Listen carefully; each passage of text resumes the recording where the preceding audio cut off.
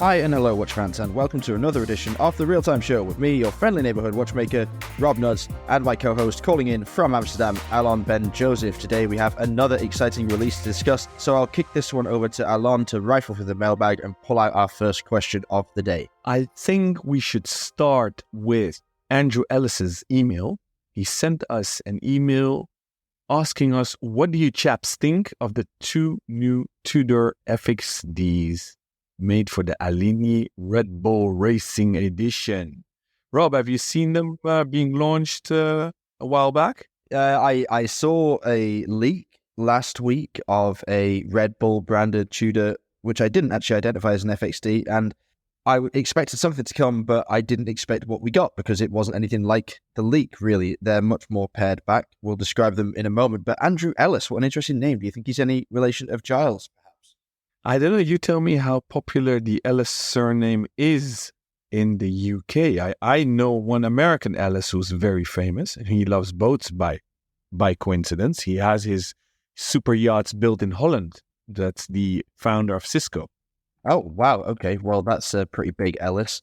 The biggest Ellis I know is Giles Ellis. I had a friend at university called Samantha Ellis, so I guess it's not the most uncommon surname, but I don't know too many people with the name. Anyway, Andrew, thank you for your question. Very kind of you. So Alinghi, for anyone that doesn't know, it's a racing team, a boat racing team, a sailing team. They sail these incredible catamarans in all of the finest competitions around the world, and we've seen them pair up with brands before. The one I remember off the top of my head most notably is HYT. I think they did an H4 together, perhaps.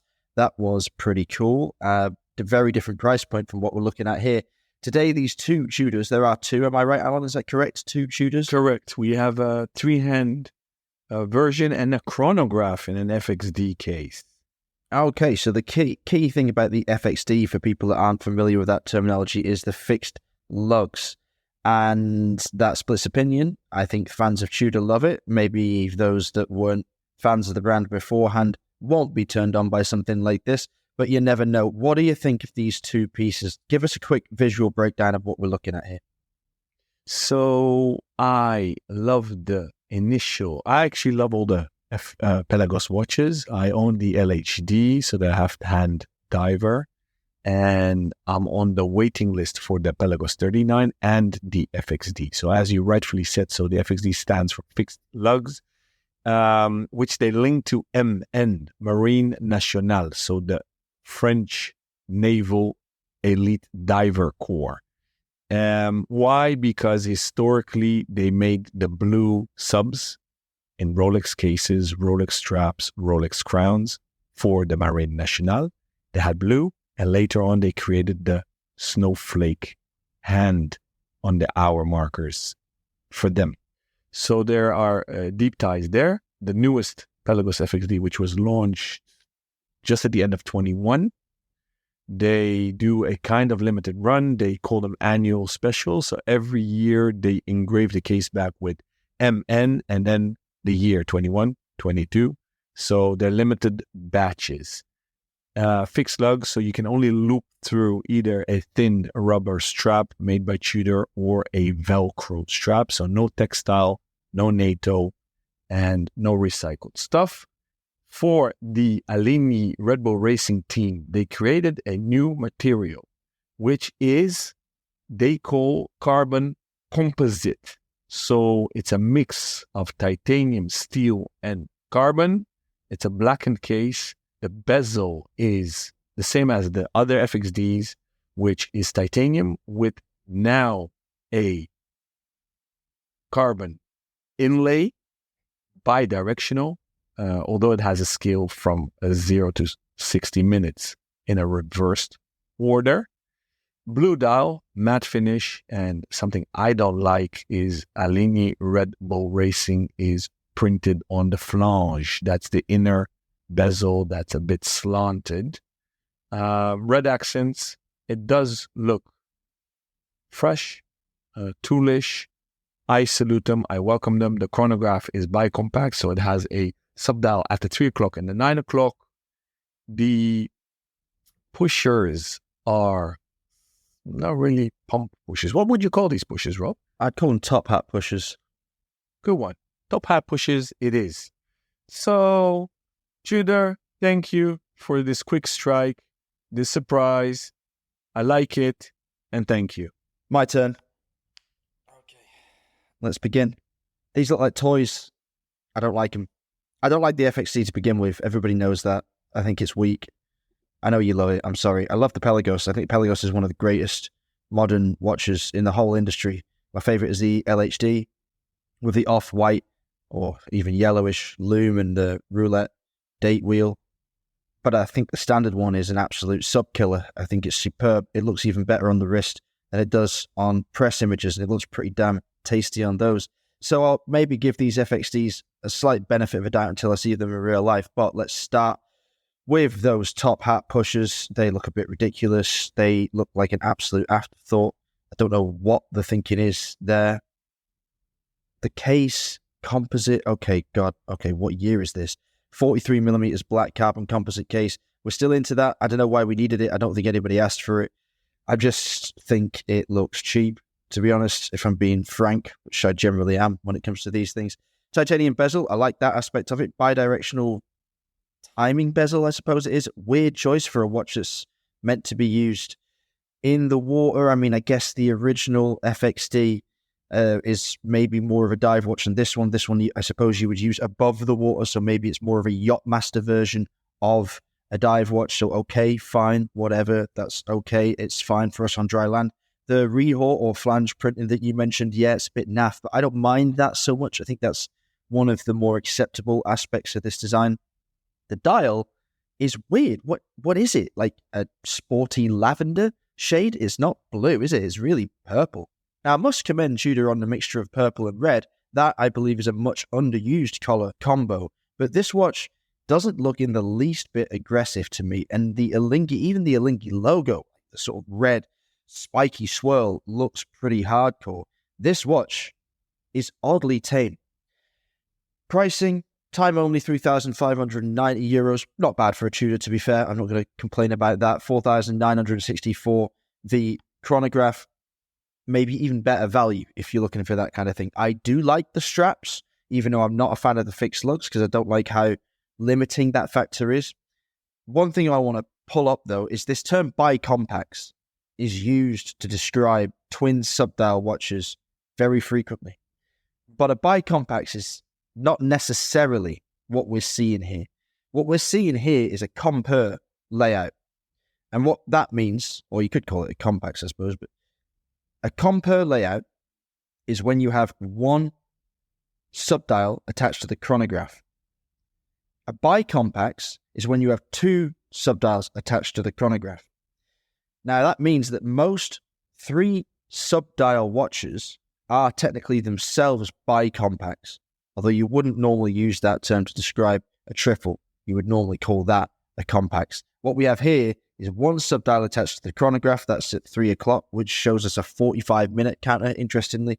And then at 9 o'clock, we have the going seconds or the running seconds or just the regular seconds hand, whatever you want to call it. And that is therefore not included in the subdial count. Did you know that, Alon? I actually didn't. So thank you. And I keep on saying it. I keep on learning with the real-time show. Kudos to you. If you like that, though, there's more to know about compacts.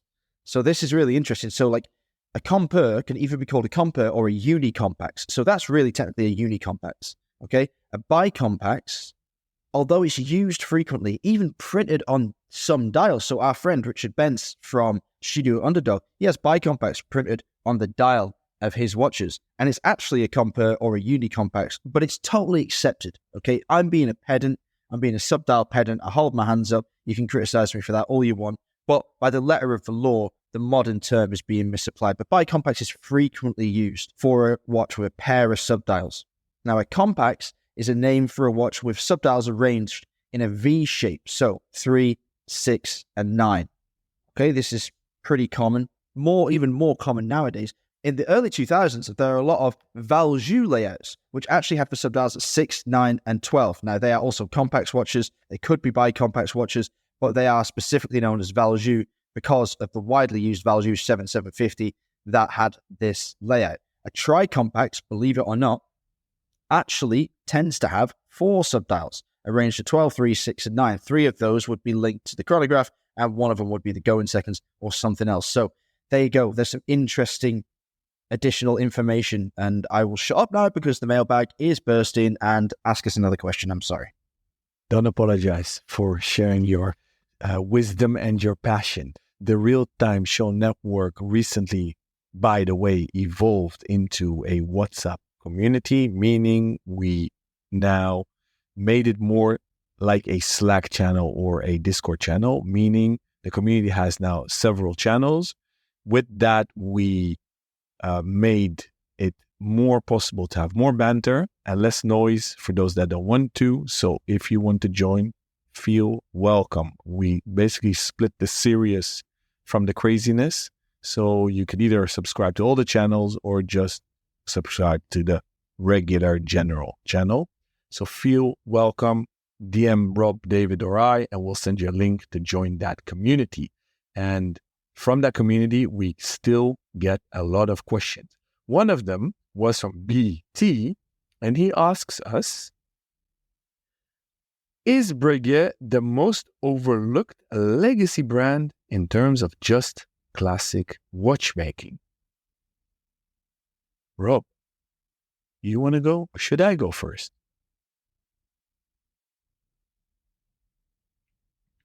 Okay. I actually would dare to say that I adore Breguet. Funnily enough, I don't own one. Currently, I had a Breguet Type 20, a modern iteration, so from the early 2000s, which I didn't love that much because I love the OG Type 20s Breguet made. And then recently we saw the relaunch of the Type 20, either written with numbers 2 and 0 or double X in Roman style.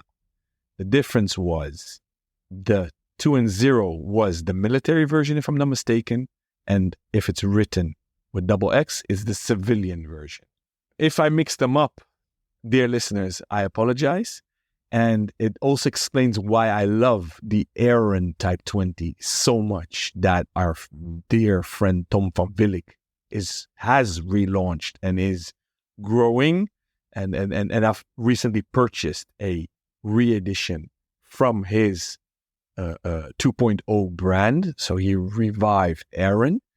And I bought the last piece with plexiglass. And we discussed this on air recently during one of our Q&As. And I will definitely obtain one with sapphire as well, like I did with my Speedies. I have both versions because it gives you different kind of joy. But I'm deviating. So I love within Breguet the Type 20s. That's where I started off because I love pilot watches.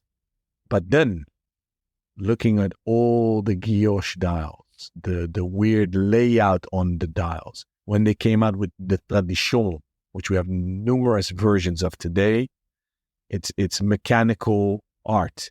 It has depth. I love it. Breguet, he was a genius.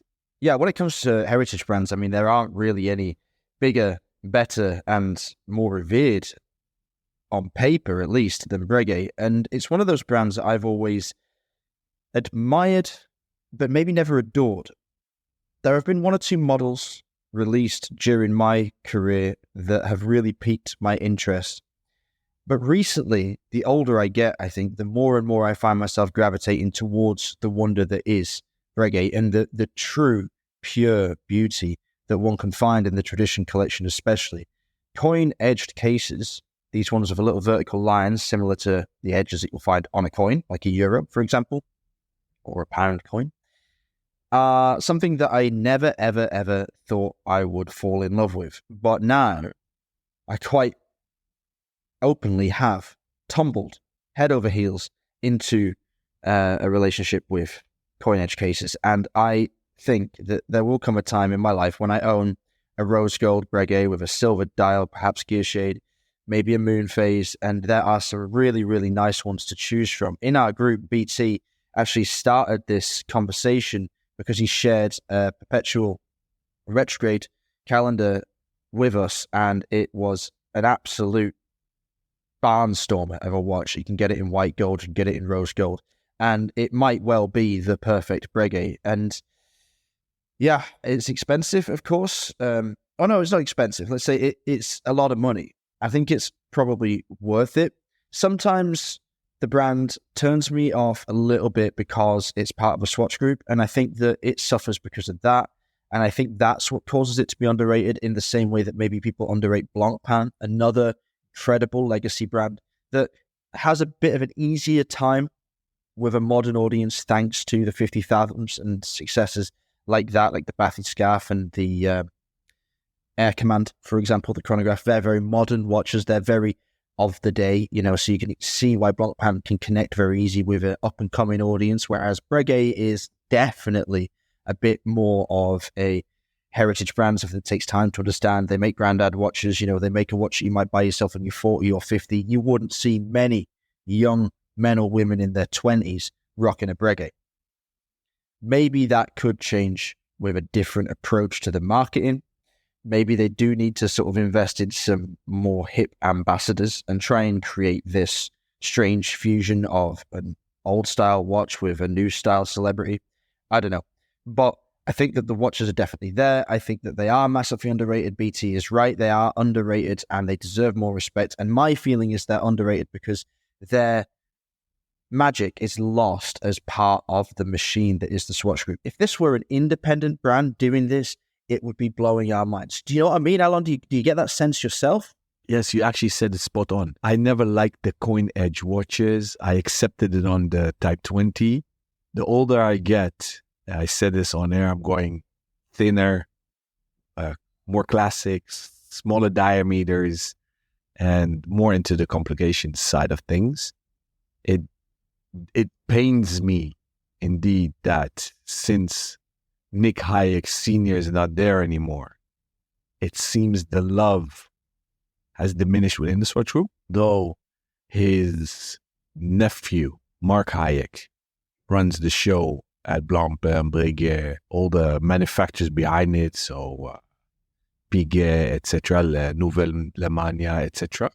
But they're all over the place, and we discussed this on air. And they messed up with the relaunches, I think, of the Type 20s. We saw the two Type 20s, one with the 2.0 and one with the double X. And although, in their defense, when you and I visited Breguet during Geneva, Watches and Wonders, sorry, not Geneva Watch Days, that's coming up, and Rob and I are most probably going together. So get ready for some mayhem on air and in Geneva. And in the Breguet boutique, because I know what you're going to say. That was my favorite meeting. Oh, yeah. I know it was your favorite meeting. Huh. And for me, it was double my favorite meeting because there was an amazing lady welcoming us and showing me novelties. And I don't know what you two were doing, but I got mesmerized by the watches and I got pulled in because you struck a very interesting topic. Who actually wears Breguet, right? So if you look below 40, and in Europe or in the crowds I hang out with, some of my friends have the marine chrono on rubber, but it's not my cup of tea. Now, I do know that our mutual friend Robert Yambo recently bought a Tradition. And obviously, my fellow Red Bar crew member, Dan de Groot, your ex-colleague at Fratello, bought a small white gold, I don't know what number. I hardly can remember Patek 4-digit references, let alone Breguet references. Lovely pieces. So to circle back to BT's question, is it overlooked? I guess so. And I think that in the secondary market, it's reflected in the market values. And I guess that when somebody wakes up again at Swatch Group and they come to their senses again, they will give it the right TLC. And I think that we'll see better pieces. I think the Breguet's in good hands at the moment because, yeah, Mark has been overseeing Blancpain and Breguet since 2010. But in 2022, Lionel Amarca, who was previously with Blancpain in a senior role, has come over to Breguet as the CEO and is taking the brand, I think, in good directions. He's a really cool guy, really nice to work with. And with Lucy Notari, the woman that Alan was referring to in our meeting in Geneva at the helm of communications, I think they're going to do really good things. So I am very, very positive. Can I just raise one other question about Breguet? Or maybe not just about Breguet, but about brands like Breguet. I mentioned that throughout my career, there have been several Breguet watches that I like, but those watches are kind of in the minority when you assess how many releases there have been over that period of time. One of my problems that I seem to have, and I just noticed this when I was thinking about the watches I do like from Breguet, is that when I buy a watch, I very rarely just buy that watch. I am often, in my mind at least, buying the brand. And I feel, and I've never really said this out loud because I've never really thought about it consciously before, but I suddenly became aware of it, so I thought I would share. I feel like the watch I have on my wrist is not just an ambassador for the entire catalogue, but maybe an agglomeration of it. It's like an average. So I feel like the watch I'm wearing is not just the watch I'm wearing, it's also the sum of its peers. And I think, therefore, if I come across a brand that has a collection, and this is not true of Breguet, by the way, I like Breguet, I like all Breguets, I only love a few, but if I come across a brand that has one model that I adore and everything else is trash, I will feel disinclined to buy the model I adore because I feel it is dragged down by the rest of it. Now, strange question, but Alon, do you ever feel like that when you are assessing a watch for purchase? So definitely. I've said this in a previous episode. I am a rather emotional guy. Besides that I'm passionate, I am an emotional guy. And my love will rise and diminish according to the people and experiences and vibes behind the brand. So definitely it influences the love and affection for a particular brand or watch. And it's interesting that you raised this topic because yesterday evening in the Real Time Show Network, somebody, I won't mention names, discussed a particular brand, won't mention it because it's not really relevant right now. And we had an actually half psychological, half philosophical discussion why that particular collector got rid of almost all the watches of that particular brand. And it boiled down to the fact that in the several years' time, he was let down by the behavior of the management and he felt they weren't ethical enough. And that triggered him to sell off all of the watches he had from that particular brand. So you and I are not alone, apparently, that think and feel and behave like that. So yeah, definitely so. Yeah, so that's interesting, right? Because the collector you're referring to and the brand that he was offloading, I remembered who it was as you were speaking. That's one thing about like being let down by the brand, okay? And like we've talked previously about how having a bad relationship with or a bad experience with a CEO or the people behind the brand can switch you off for the watches. That's not really what I'm driving at. Like what I'm driving at is devoid of emotional connections with the brand or the people behind it. The actual physical collection, to me, affects my potential attachment to any one member of that collection. Now, is that weird? You know, maybe it is weird, maybe it's not. But when I look at some of the watches in my collection, there's one that sticks out to me as an outlier, and that's my Glacéteur Original. Because for quite a long time, I had a pretty low opinion of all Glacéteur Original models. And that only started to shift slightly when I first got the 1970s chronographs on my wrist. And I fell in love with that, which was unlike anything else in the industry and unlike anything else within that collection. And yet it took me several years to pull the trigger on one, not just because I was waiting for a color I didn't know was coming, which is what happened in the end, but because I needed the rest of the collection to kind of step up its game a little bit. Because I was like, well, I'm about to spend 15,000 euros, no small amount of money, on a watch that is probably not going to make money on the secondary market. So it's really a purchase for my heart. And I need to feel like this brand is going places and is well stocked with good quality models from top to bottom. And the CQ range actually did that for me. It created another pocket of interest within a brand that had always been mono model to me. And it gave me more confidence and it gave me more love for the brand in general. And through that, I was then able to start enjoying some of the Serta pieces and some of the old school models from Glacier Original. And my opinion of it collection elevated to the point at which I was able to spend money on one piece. Now, when it comes to Breguet, I'd love to own a rose gold, slim, maybe perpetual calendar, coin edge case Breguet. But it has to come at a point where I feel the whole collection is up to snuff. And I think that we're getting there. I think that we're going to see a new golden age. And I hope the Swatch gives Breguet the platform it deserves.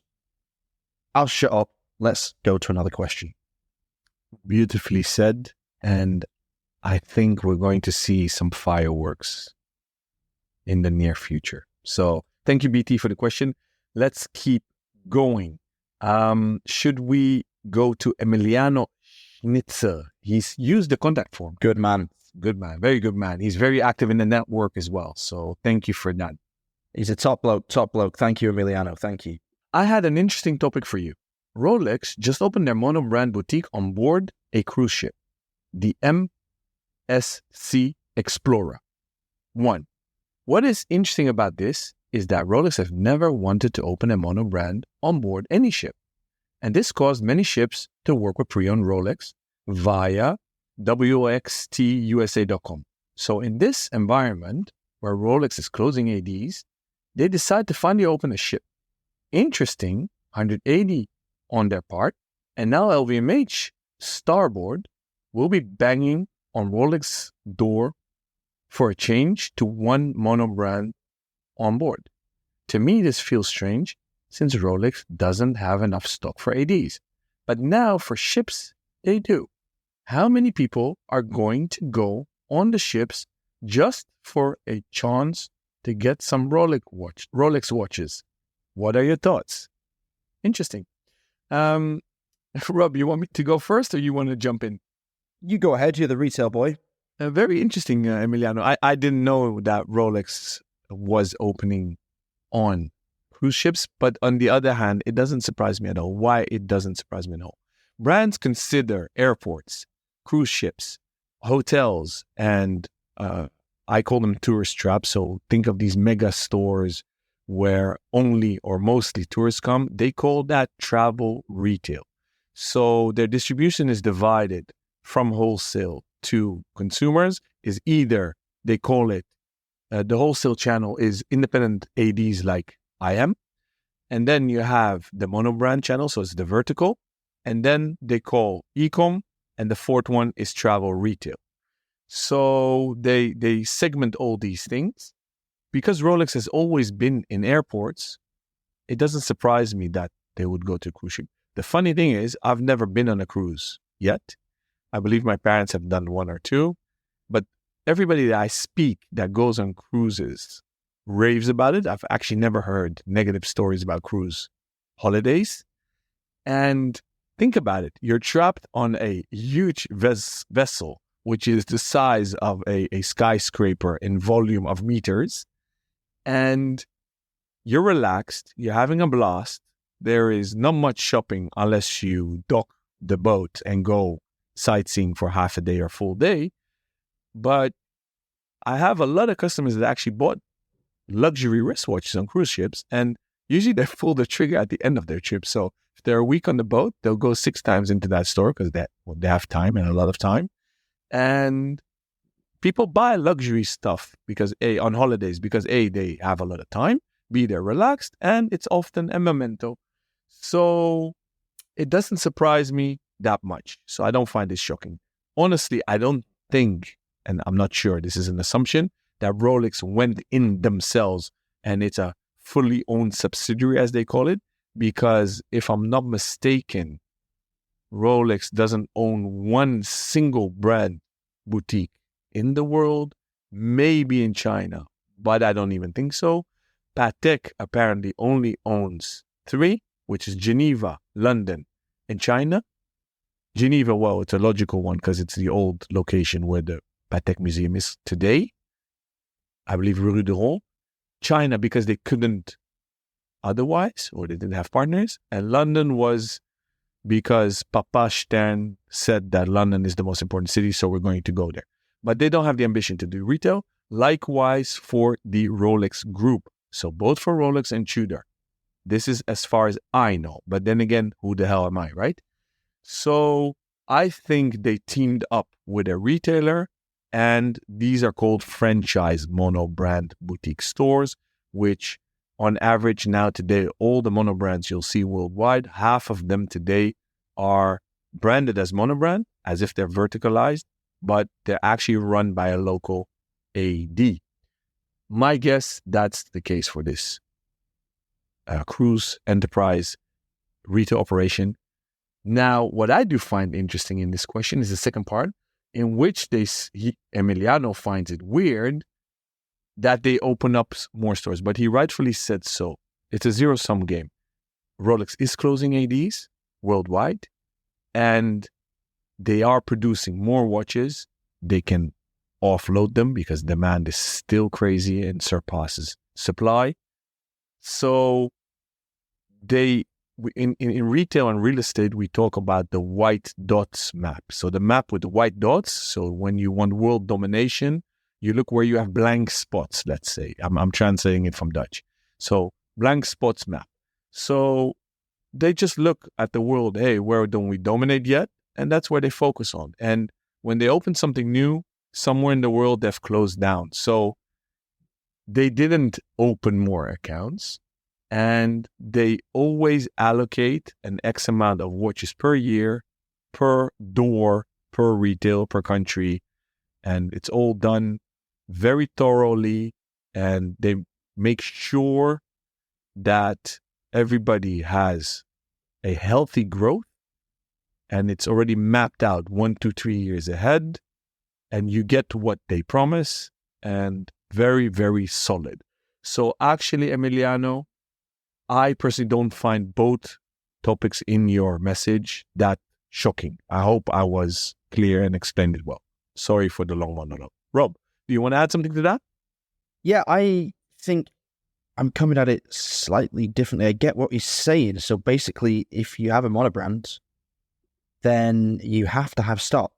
It's not like being in a regular AD, is it? I mean, you can't just have a store and the store be entirely empty all the time, especially not if it's a destination store, as I guess every cruise ship store would qualify as.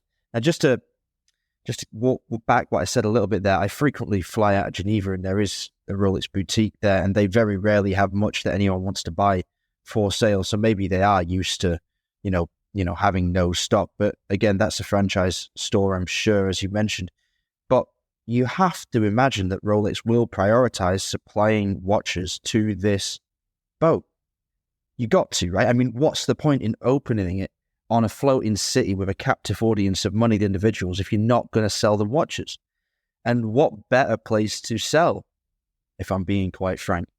And to Emiliano's addenda, yeah, I think people will actually go on a cruise to get their hands on a Rolex. I mean, why not? I mean, I love the idea of cruise ships. I've never been on one. I'm totally comfortable with being on a floating city in the middle of nowhere. I mean, I took a 70 feet or 70 meters? I always forget. A 70-something or other, 70-ton, let's say, steel-hulled boat all across the Arctic Ocean to a remote volcano. So, sitting on a deck chair on a boat the size of Southampton is nothing too terrifying from my perspective. And if I get to buy myself a box fresh, I don't know what, GMT Master 2, maybe straight off the shelf, straight out the cabinet, straight onto the wrist, straight into the pool, then yes, please, I'd take it. And I'm actually going to go now, after we finish recording this, and have a look on MSC's website and try and figure out which boat it is and where it's going and whether or not I can actually join it for a little bit, because that'd be fun. That's a lot of fun. Thanks, Emiliano. You've brightened up my day. Okay, next question. Let's go to David Lafferty. not the first time we've had David's questions on the show, and it hopefully won't be the last because he does ask some good ones. This came in via the TRTS network, which if you'd like to join, please just get in touch with us via the usual channels. Send us a text, send us an Instagram message, send us an email, hit us up via the contact form. We'll send you a link and you can sign up to the community and you can join whichever groups within the community you find relevant to your hobby. Okay, David says, serious question here. Let me start by saying that I absolutely love Alon. Joke. He says, let me start by saying that I absolutely love MB&F and specifically love how open, honest, and vulnerable Max is in interviews in an industry that can be overshadowed by peacocking types. We hear a ton of conversation about homage watches and designs. They are almost always in reference to someone making a less expensive version of a classic. But MB&F is completely honest that the horological machine number 5 was inspired directly by the Amida Digitrend, but put a price tag of $60,000 on it, to which I've never heard anyone say anything negative.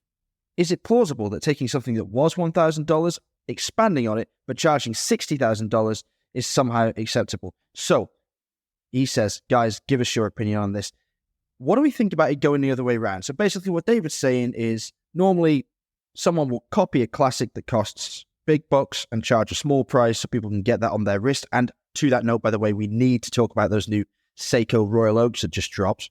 Okay, perfect example. Fell into our laps. Much better than the recent conversations we've been having about the CW12 or the Argon, because this is absolutely unequivocally a stone cold copy of the Audemars Piguet Royal Oak. We'll talk about that in a second.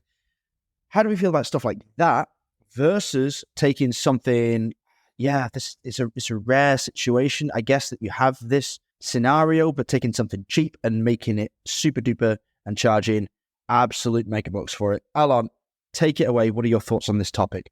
So thank you, David. Thank you for your passion in the network as well.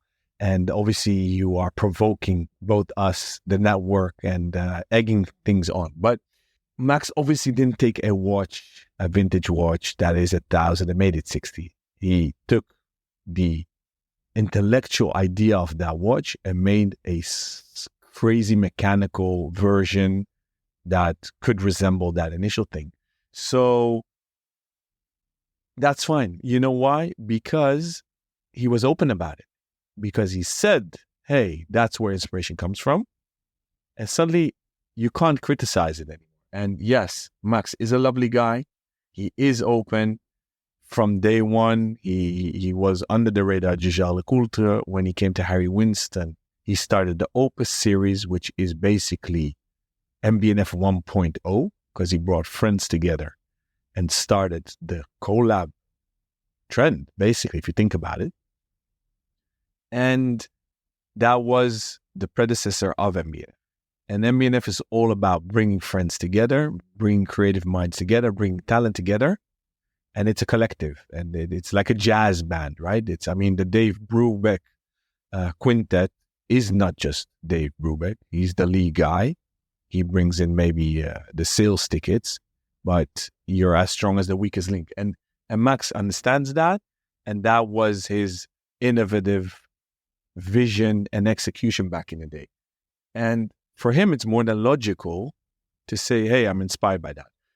We did hear in the network, which we learn also a lot of stuff in our own network, is that apparently he bought the intellectual property of that watch, which I didn't have time to research if that's true or not.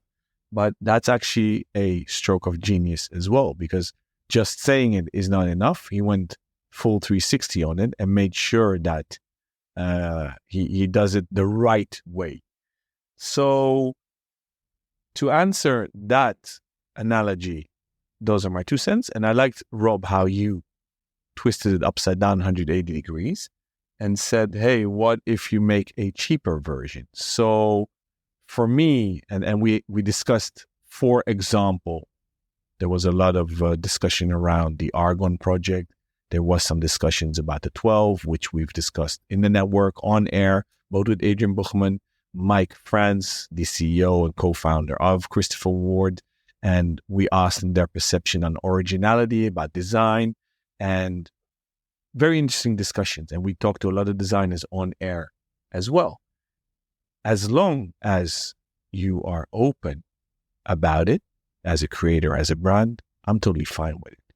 But don't hide, be opaque, so muddy waters, that kind of stuff, I don't like. And now, Rob, you said something shocking. You brought it as if Seiko manufactured Royal Oak lookalikes, but those are mods. So we had a discussion in the network that people are buying fake Royal Oak cases straps and then put in Seiko calibers and dials, right, Rob?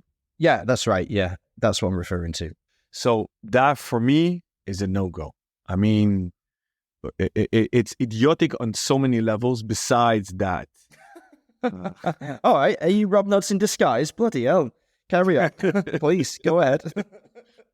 No, but it's idiotic on so many levels. I'm anti-fake watches. I'm they call it replica watches, right? So I don't mean retro-inspired. I don't mean vintage-inspired. Replica means making a fake, copied a new one, a real one.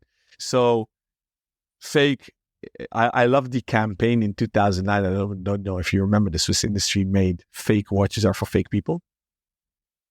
I don't know if you remember that campaign. So that's vividly engraved into my mind. So whenever I think that, I always say, don't buy a fake watch. Buy a Swatch. I'm not even talking about a Moon Swatch. You'll be cooler than the guy that you think or gal that you think you are by wearing a fake watch and trying to be cool. So it's anti-cool. Anyways, and why is it also idiotic in my mind for those people that are wearing a 100% fake Royal Oak that says Audemars Piguet on the dial, or these Seiko mods? Why is it idiotic in my mind? So you want to take the risk of getting robbed, have your head bashed in, a knife in your ribs, or literally get your hand chopped off for a freaking replica? How stupid can you be? Yeah, that's pretty dumb. Maybe it's Darwinism entering watchmaking. You know, people will probably get pretty bored of this trend pretty fast. And I couldn't agree with you more. Like, there is no need to wear fake stuff. There's good, affordable stuff out there at every level. Like, dress and wear watches within your budget, and do so with consideration and with confidence. And I think that you'll look 10 times better than if you wear a load of knockoff Gucci gear down the pub while sipping a pint of £1.50 miles. That's my opinion. I've always found that a bit incongruous. Anyway, yeah, interesting question. Does it go up as well as it goes down? Is it better going up? You know, in some ways, I think it's much more palatable going up. So starting with some very humble design inspiration and then going and taking it to the stratosphere, to levels that you never thought it could possibly go. It's interesting that you can do that and it still be commercial, because I could see it being a really interesting exercise for a museum exhibition, for example, taking very humdrum household objects like a toaster and then doing ridiculous shit to it, like studding it with diamonds, making it out of platinum, skeletonizing the toaster work, like the toast ejection mechanism or whatever. That could be pretty funny. But nobody would buy that. It's curious that you can do it with a watch and you can have such success that way. But I think we had a lot of discussions, and we had them in real time, actually. Our opinions changed and morphed over time on air as we had these debates. And I know my opinion certainly shifted. I was quite hardline against imitations when we first started this conversational journey together. But I think now I've come down to be quite a defender of designers cherry-picking elements, even very obvious elements from designs, and putting them together in new and creative ways. I think I was blinded by my desire for complete originality, not really thinking hard enough about the fact that complete originality itself is the holy grail, almost impossible to come upon in watchmaking. And we should be very accepting. And we could be critical when these endeavors don't work. It's not to say that, like, oh, every mishmash of previously existing elements is a triumph because in spirit it was well intended. It's like, no, it can still be crap. It can still be a failure. You know, I would personally say, and I've like not held one in my hand, but like the PRX, and I would personally say, although this is a bit harsh, okay, I know it's kind of a modern classic in its own way, but like even the PRX to me is not, I don't want to say that. So on a positive note, for example, I could say, oh, well, the Argon, after great consideration, after having had it on the wrist, after talking about it so extensively, is a success story. Now, do I buy that success story or not? That's a different question entirely. Does it fit in my collection? Does it fit in my wearing habits? It's a different matter entirely. I could say theoretically, although I'm not going to say this, but the 12 is less successful for me because it's not as far away from the Antarctique as I need it to be for it to come across as distinct, for it to be a runaway success in my mind. But other people I know disagree. Other people feel that it's even better stylistically, and that's also fine.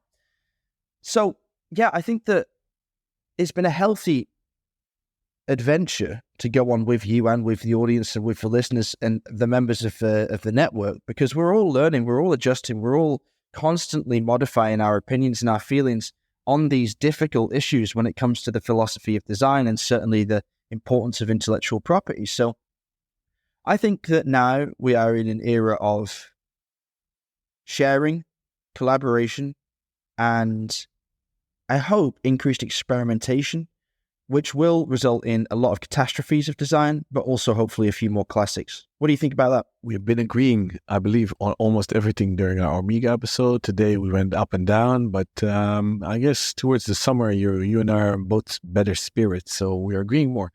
Beautifully said, well said, and I guess the raison d'être, the reason of being for us is to find at the end of our podcast career with the Real-Time Show, which may hopefully last decades, is to find the answer to what is original and what isn't. And we're at the dawn of singularity and AI taking over. And while we're recording this, we had the Chat GPT and then I forgot the name for that software that creates images and all these names. I forgot them, which I'm not a huge fan of them.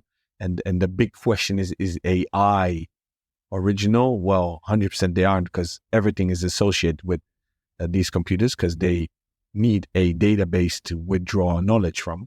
So, and then goes the question, are people really 100% original and create something new? So, and so you posed that hypothesis actually. So very interesting, and we'll keep on seeking that answer, I guess, on the show, Rob. Indeed we shall, yeah, and long may it continue. Like you said, hopefully this show will run for decades. Could you imagine us at 60 years old still waxing lyrical about watches? That'd be a funny old thing to see, wouldn't it? And I bet our watches will get increasingly small as our waistlines expand. I'm sure that's what's going to happen to us. So by that point, we'll be like enormous, gluttonous whales with teeny tiny 34mm gold Cartiers on our wrists. What a sight that'd be. Never Cartier for me, but maybe for you. But I'm actually shocked that we're slowly creeping to our first anniversary. I'm truly shocked that so many thousands of people are listening and the amazing community we have the honor to have around us and support us and help us and feed us and keep us sharp and on our toes. And I'm really humbled. I'm serious. So I never imagined that.